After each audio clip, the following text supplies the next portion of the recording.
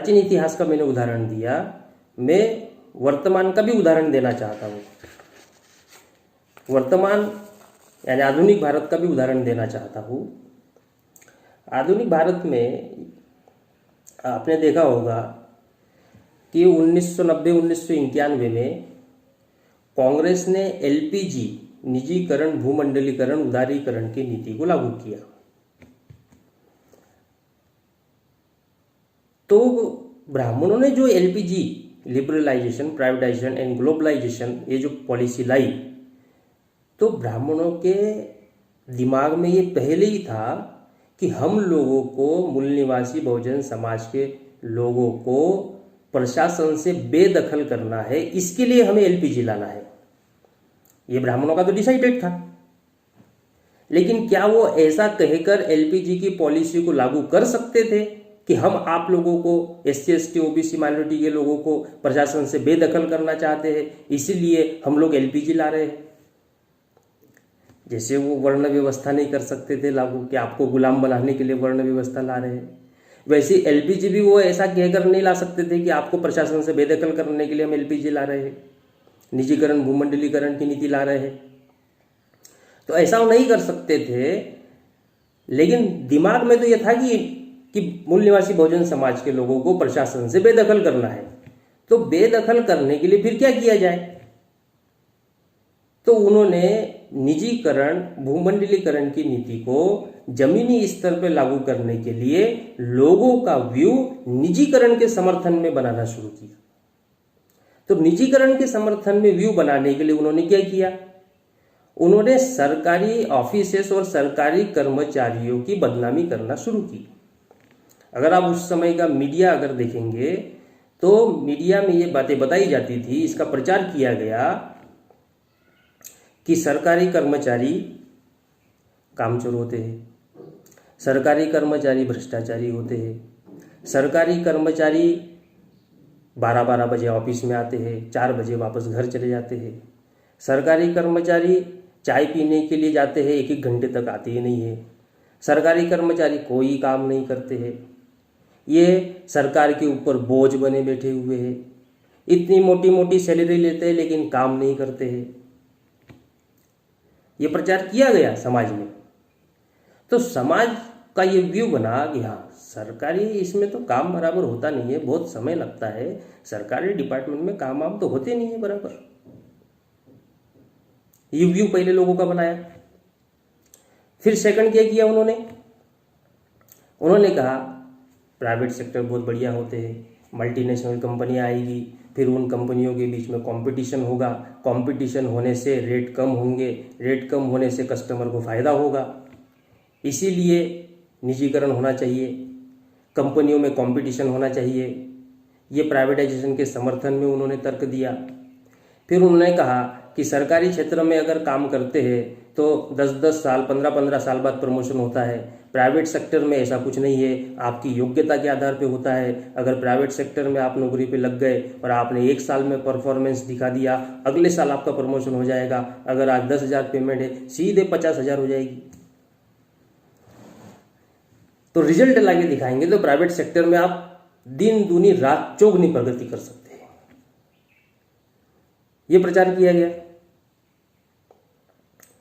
तो ये जब प्रचार किया गया तो उस समय 91 में बामसेप ने एलपीजी के विरोध में जब ये कार्यक्रम अभियान चालू किया कि ये हमारे लोगों को प्रशासन से बेदखल करने का षड्यंत्र है, तो हमारे लोग हमसे कहने लगे कि प्राइवेट सेक्टर में काम करना तो अच्छा है, प्राइवेट सेक्टर आना चाहिए, क्योंकि इससे रेट कम हो जाएंगे, इससे योग्यता के आधार पर नौकरियां लगेगी, इससे जो जितना परफॉर्मेंस दिखाएगा उसकी उतनी पेमेंट मिलेगी, उसका फटाफट प्रमोशन हो जाएगा। और आप लोग निजीकरण का विरोध करते हैं। जब उनको कहा गया कि ये तो आरक्षण खत्म करने के लिए लाई गई पॉलिसी है, तो नहीं, आरक्षण खत्म नहीं हो सकता है, प्राइवेट होना चाहिए लेकिन आरक्षण खत्म नहीं हो सकता है। हमारे लोग हमको ही बोलते थे उल्टा, बामसेप के कार्यकर्ताओं को। बामसेप ने प्राइवेटाइजेशन के विरोध में जन जागरण अभियान चला रखा था, तो उस समय समझ में नहीं आई। जब ये समझ में नहीं आई उस समय,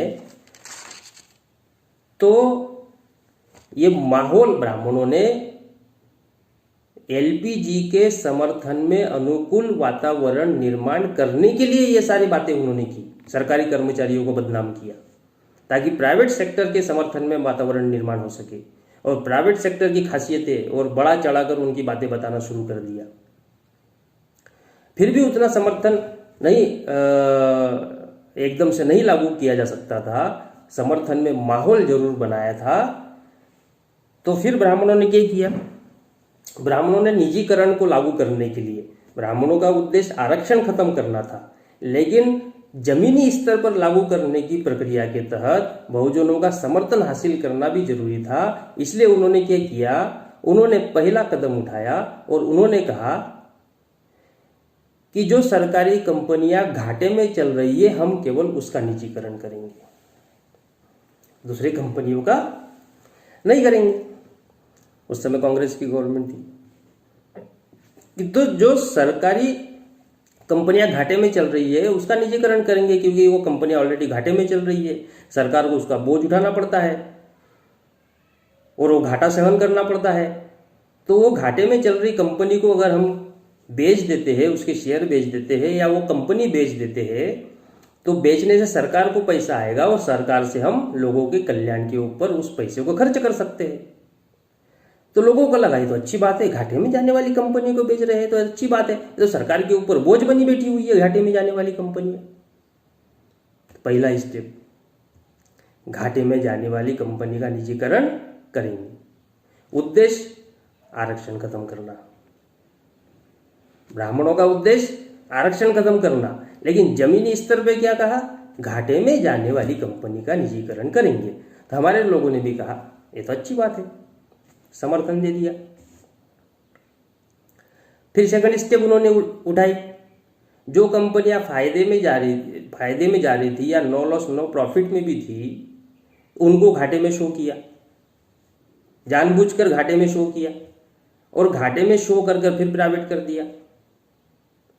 तो कुछ लोगों में ये बात चली कि ये तो कंपनी फायदे में जा रही थी, तो गवर्नमेंट ने कहा कि इतने साल से फायदे में भलाई जा रही थी, लेकिन इस साल तो घाटे में गई ना, तो ये बोझ हम थोड़ी उठा सकते हैं, तो बेच दो इससे अच्छा। तो हमने बेच दिया।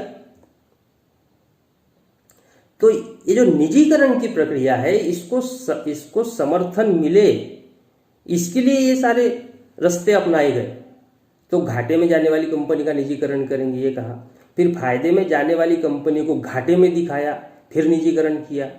और जब बीजेपी की गवर्नमेंट आ गई तो बीजेपी की गवर्नमेंट ने क्या किया, उसने फायदे में जाने वाली कंपनी का भी निजीकरण किया। तो तब लोगों का दिमाग ठनका, अरे ये तो कह रहे थे कि घाटे में जाने वाली कंपनी का निजीकरण करेंगे, वो सरकार के ऊपर बोझ है। अब जो कंपनियां फायदा दे रही है उसका निजीकरण क्यों कर रहे हैं, वो तो गवर्नमेंट को पैसा कमा के दे रही है, फिर वो फायदे में जाने वाली कंपनी का भी निजीकरण क्यों कर रहे। तब फिर लोगों का दिमाग ठनका और तब लोगों को फिर बामसेप की याद आई कि बामसेप के लोगों ने 91 में ही ये बताया था कि एलपीजी यह आरक्षण को खत्म करने का षड्यंत्र है, हमारे लोगों को प्रशासन से बेदखल करने का षड्यंत्र है। तो जब फायदे में जाने वाली कंपनियां थी, उन फायदे में जाने वाली कंपनी का निजीकरण करना शुरू कर दिया। तब हमारे लोगों का दिमाग ठनका और उनको समझ में आया। और उसमें भी बहुत सारे लोगों को नहीं समझ में आया था, लेकिन जो इस क्षेत्र में थे तो उनको ये बात समझ में आई। और समझ में आई तो समझ में आने पर बीजेपी ने क्या किया, बीजेपी ने एक और मुद्दा खड़ा किया। वो चुनाव से रिलेटेड मुद्दा था। चुनाव में शेड्यूल कास्ट के लोगों के, शेड्यूल ट्राइब के लोगों के वोट चाहिए थे। उन्होंने एक और मुद्दा उछाल दिया और मुद्दा ये था कि निजी क्षेत्र में आरक्षण मिलना चाहिए। जब ये मुद्दा उछला तो भारत के कई सारे लोग, कई सारे छोटे छोटे schedule caste, schedule tribe, OBC के संगठन, उन्होंने डिमांड करना शुरू कर दिया, निजी क्षेत्र में आरक्षण होना चाहिए, निजी क्षेत्र में आरक्षण होना चाहिए। तो उस समय बामसेप ने एक विषय निकाला था, वो विषय था कि निजी क्षेत्र में आरक्षण की मांग करना निजीकरण का ही समर्थन करने के बराबर है। तो भारत के बहुत सारे लोगों ने बामसेप का विरोध किया था। मेरे ख्याल से बामसेब एक तरफ था और बाकी अधिकांश जो लोग थे वो एक तरफ थे, और बामसेब के ऊपर आरोप करने लगे कि बामसेब के लोग schedule caste schedule tribe OBC के आरक्षण का विरोध करते हैं। अगर निजी क्षेत्र में आरक्षण की हम मांग कर रहे हैं तो उसका विरोध नहीं करना चाहिए, निजी क्षेत्र में आरक्षण मिलने से समाज को फायदा होगा, और ये बामसेब के लोग विरोध करते हैं। और बामसेब के लोगों ने ये विषय बनाया कि निजी क्षेत्र में आरक्षण की मांग करना निजीकरण का समर्थन करने के बराबर है। तो तब बामसेब के लोगों ने, उस समय बड़ी क्रिटिकल सिचुएशन निर्माण हो गई थी, बामसेब को 6-6 घंटे के कैडर लगाने पड़े, उसमें आरक्षण का इतिहास और समय समय पर उस आरक्षण के विरोध में ब्राह्मणों द्वारा किया गया षड्यंत्र, ये सारा 6-6 और 8-8 घंटे का कैडर लगा के लोगों को समझाना पड़ा। और फिर अंततः हमने, बामसेब के लोगों ने या मेश्राम साहब ने यह भी कहा था कि अगर निजी क्षेत्र में आपको आरक्षण मिल जाता है तो हमें क्या परेशानी है, हमारे लोगों को आरक्षण मिल रहा है। लेकिन प्रश्न तो यह है कि अगर उन लोगों को, ब्राह्मणों को निजी क्षेत्र में ही अगर आरक्षण देना होता तो गवर्नमेंट सेक्टर का आरक्षण खत्म क्यों करते, उसका निजीकरण क्यों करते? तो हम तो पहले से बता रहे हैं कि वो अगर निजीकरण कर रहे तो आरक्षण खत्म करने के लिए कर रहे हैं।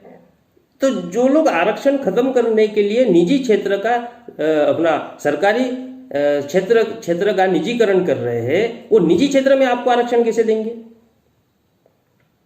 ये घटनाक्रम चल ही रहा था तो कुछ पूंजीपति लोगों ने, कंपनी के मालिकों ने कहा कि अगर सरकार हमारे ऊपर दबाव बनाती है कि निजीकरण में आरक्षण, निजी कंपनियों में आरक्षण दिया जाए, तो हम सरकार से ये कहना चाहते हैं कि हम SC ST OBC के लोगों को ये कहना चाहते हैं कि वो लोग अपने घरों में बैठे रहे, वो अपने घरों में रहे, हम पेमेंट उनके घर पहुंचा देंगे, लेकिन अपनी कंपनी में उनको जॉब नहीं देंगे या आरक्षण लागू नहीं करेंगे। तो बाद में बात सिद्ध हो गई कि वो केवल उचकाने का कार्यक्रम था, आरक्षण देना लेना देना कुछ था नहीं। तो इन दो उदाहरणों से मैं ये बताना चाहता हूं कि ब्राह्मणी षड्यंत्र का जो मैकेनिज्म होता है, वो मैकेनिज्म ऐसा है कि ब्राह्मण तो षड्यंत्र करता है, वो पॉलिसी षड्यंत्र के लिए बनाता है। वर्ण व्यवस्था की पॉलिसी बनाई, वो हमारे खिलाफ में षड्यंत्र था। निजीकरण LPG की पॉलिसी बनाई, ये हमारे खिलाफ में षड्यंत्र था। लेकिन जब जमीनी स्तर पर वो लागू करता है तो लागू करने के लिए वो हमारे लोगों का समर्थन हासिल करता है, और समर्थन हासिल करने के लिए हमको झूठी बातें बताता है। वर्ण व्यवस्था के समय समर्थन हासिल करना था हमारे लोगों का, तो उन्होंने कहा गुण व कर्म के आधार पर वर्ण व्यवस्था लागू करेंगे, 4 साल के लिए केवल वर्ण व्यवस्था लागू करेंगे। बाद में उसको जीवन पर्यंत कर दिया, और बाद में जैसे उनके पास अनुकूल परिस्थितियां निर्माण हो गई तो उन्होंने जन्म आधारित वर्ण व्यवस्था कर दी, गुण व कर्म हवा में उड़ गए। तो ऐसा नहीं था कि जब 4 साल के लिए वर्ण जो पहला चरण जो उन्होंने अपनाया था, तब के ब्राह्मण ये नहीं जानते थे कि आगे चलकर जन्म आधारित करेंगे, ऐसा नहीं था। पहला चरण जब अपनाया था तब के ब्राह्मण भी जानते थे कि हमें जन्म के पर आधारित वर्ण व्यवस्था स्थापित करनी है, और जब जन्म पे आधारित वर्ण व्यवस्था प्रस्थापित करने का काम किया वो ब्राह्मण भी जानते थे। और पहला चरण जब शुरू किया गया वो ब्राह्मण भी जानते थे कि जन्म आधारित वर्ण व्यवस्था लागू करना है, लेकिन शुरुआत जन्म आधारित वर्ण व्यवस्था से नहीं की जा सकती, इसलिए उन्होंने गुण कर्म का नाम लिया। और गुण कर्म का नाम लेके हमारे लोगों को मिस गाइड या बरगला के या झूठी बातें कहकर या फ्लेक्सिबिलिटी अपना के हमारे लोगों का समर्थन हासिल किया। और अनुकूल परिस्थितियां, जब ब्राह्मणों के अनुकूल परिस्थितियां निर्माण हो गई तो उसी वर्ण व्यवस्था को जो गुण और कर्म के आधार पर पहले चरण में थी, उसको तीसरे चरण में उन्होंने जन्म के आधार पर कर दिया, जिससे ब्राह्मणों को लाभ ही लाभ। इसी तरह निजीकरण भूमंडलीकरण का जब मैटर आया तो शुरू में उन्होंने कहा कि हम घाटे में जाने वाली कंपनी का निजीकरण कर रहे हैं, और जब निजीकरण को हमारे लोगों ने समर्थन दिया, फिर कुछ लोगों ने समर्थन दिया, समर्थन देते देते देते समर्थन मिल गया, तो मिलने के बाद उन्होंने फायदे में जाने वाली कंपनी का भी निजीकरण किया। फिर एलपीजी के आगे का स्टेज SEZ लाया, उसके आगे का स्टेज हायर एजुकेशन का प्राइवेटाइजेशन कर दिया। अभी किसानों का मामला चल रहा है। तो 91 में ये बात हमारे लोगों को क्यों नहीं समझ में आई थी? क्योंकि इस मैकेनिज्म को जानते नहीं थे। तो इस मैकेनिज्म को समझने के लिए, या हमको इसे समझना है ताकि इस ब्राह्मणी षड्यंत्र को कैसे समझा जाए। मान लो बामसेप नाम का षड्यंत्र नहीं, बामसेप नाम का संगठन नहीं है, मान लीजिए, और ये सारी नीतियां ब्राह्मणों ने लाई, तो हम लोग उसको कैसे समझेंगे? हमारे पास में क्या तरीका है समझने का? चलो बामसेप ने कार्यक्रम लगाए, उन्होंने समझाया था, हमको समझ में नहीं आया, ये सब बातें ठीक है। मान लो बामसेप नाम का संगठन नहीं होता और ब्राह्मण हमारे खिलाफ में सारे षड्यंत्र तो करते, फिर हम लोग इस षड्यंत्र को कैसे समझते? अगर नहीं समझते तो गर्त में ही जाना है। और अगर समझना है, समझते हैं, तो समझने के लिए कुछ बेसिक बातें ध्यान में रखना जरूरी है, जो मैंने आइडेंटिफाई की। बेसिक बातें यह है कि पहला इस बात को आत्मसात कर लेना चाहिए संपूर्ण मूल निवासी बहुजन समाज के लोगों ने कि ब्राह्मण विदेशी है। डीएनए के आधार पर यह सिद्ध हो गया है कि ब्राह्मण विदेशी है, और विदेशी ब्राह्मण मूल निवासी बहुजन समाज को गुलाम बनाने के लिए प्रत्येक कार्य करता है, प्रत्येक पॉलिसी बनाता है, प्रत्येक षड्यंत्र करता है। हमको ऐसा लगता है कि हमारे फायदे के लिए है, लेकिन वो एक्चुअल में हमें गुलाम बनाने का तरीका होता है। इसलिए इस पहली बात को तो बिल्कुल दिलो दिमाग में आत्मसात कर लेना चाहिए कि डीएनए के आधार पर ब्राह्मण विदेशी है। 4000 साल का इतिहास है, तो इस डीएनए के आधार पर ब्राह्मण विदेशी, ये पहली बात हमने समझ लेना चाहिए। दूसरा कि जब ब्राह्मण विदेशी है तो वो बहुजन समाज के लोगों को, मूल निवासी बहुजन समाज के लोगों को गुलाम बनाने के लिए छल कपट सारी चीज़ों को अपनाएगा, धोखाधड़ी को अपनाएगा, धोखेबाजी करेगा। ये 4000 साल का हमारे सामने इतिहास है, सारा धोखेबाजी का इतिहास है। इसको हमने समझ लेना चाहिए। तीसरा, हम लोगों ने अपने मूल निवासी महापुरुषों ने जो जानकारी दी, जो इतिहास की पुनर्रचना की, उसकी जानकारी हमारे पास में होनी चाहिए। कुछ बेसिक इतिहास की जानकारी हमारे पास में होनी चाहिए ताकि उनके षड्यंत्रों को समझा जा सके। इतिहास में पीएचडी नहीं करना है, लेकिन बेसिक नॉलेज तो हमारे पास में होना चाहिए हमारे समाज के इतिहास का, जो हमारे महापुरुषों ने लिख के रखा है। बाबा साहब अम्बेडकर ने, सबसे अधिक लिटरेचर तो बाबा साहब अम्बेडकर ने लिख के रखा है, उसका अध्ययन होना चाहिए, इतिहास का अध्ययन होना चाहिए। जब ये 2-3 बातें हम आत्मसात करेंगे तो हमें ब्राह्मणी षड्यंत्र समझने में समय नहीं लगेगा। इन चीज़ों को समझना होगा। और इसके बाद भी अगर ये सब भी अगर हम नहीं करना चाहते हैं तो ये मेरी व्यक्तिगत राय है, किसी को मानना है तो मान सकते हैं, नहीं मानना है तो नहीं मान सकते हैं। इन सब के बाद भी अगर हमें ब्राह्मणी षड्यंत्र को षड्यंत्र समझ में नहीं आ रहा है तो बामसेप ऐसा संगठन है जो पिछले 40-45 साल से कार्य कर रहा है, और प्रत्येक पॉलिसी जो ब्राह्मणों ने बनाई वो मूल निवासी बहुजन समाज के खिलाफ में कैसे षड्यंत्रकारी है, वो कैसा षड्यंत्र किया जा रहा है, उससे हम लोगों को कैसा नुकसान होगा, मूल निवासी बहुजन समाज के लोगों को। बामसेप जो कहता है उस बात को स्वीकार कर लेना चाहिए। अब 40-45 साल हो गए और कितना टेस्ट लेंगे बामसेप का? 40-45 साल से देख रहे हैं कि उन्होंने जो जो षड्यंत्र बताए वो सब साबित हो रहे हैं। 10 साल बाद, 20 साल बाद, 25 साल बाद अब लोगों को दिखाई दे रहा है।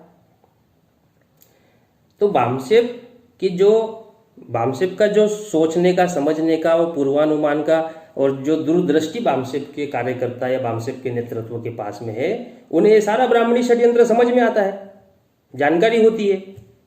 हम आम लोगों के पास वो जानकारी नहीं होती है।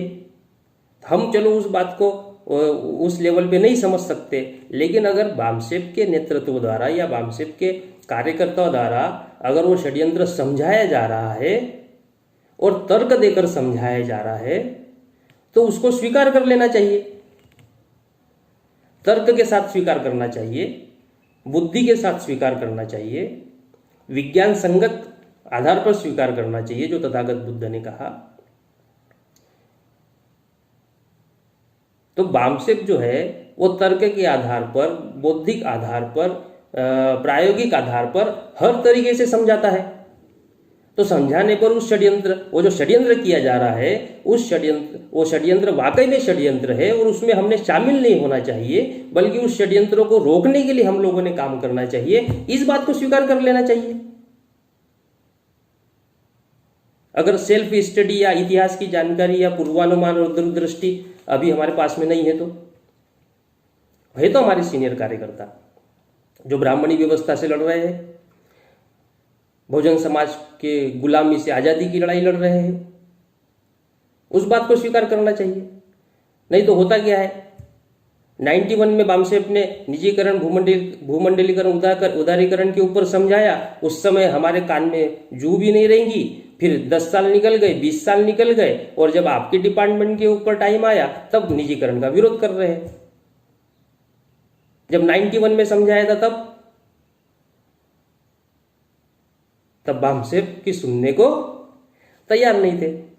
अभी मध्य प्रदेश में एमपीबी के इंजीनियर्स जो है वो 20-22 संगठन और मिलकर वो एमपीबी का जो निजीकरण किया जा रहा है उसका विरोध करेंगे बोल रहे। तो ये अभी का थोड़ी है, ये तो 91 से शुरू हुआ,